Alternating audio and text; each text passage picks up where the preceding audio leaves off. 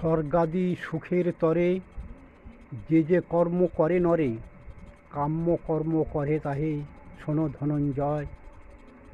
কাম্য কর্ম ত্যাগ হলে সন্ন্যাস তাহাকে বলে, পণ্ডিতেরা এই রূপ জানেন নিশ্চয়। নাহি হবে কর্মত্যাগ, হবে কর্মফল ত্যাগ। আত্মজ্ঞানীগণ বলে ত্যাগ তার নাম। কর্মফলে দৃষ্টি নাই, কর্ম করে সর্বদাই। ত্যাগের যথার্থ অর্থ শোনো গুণধাম।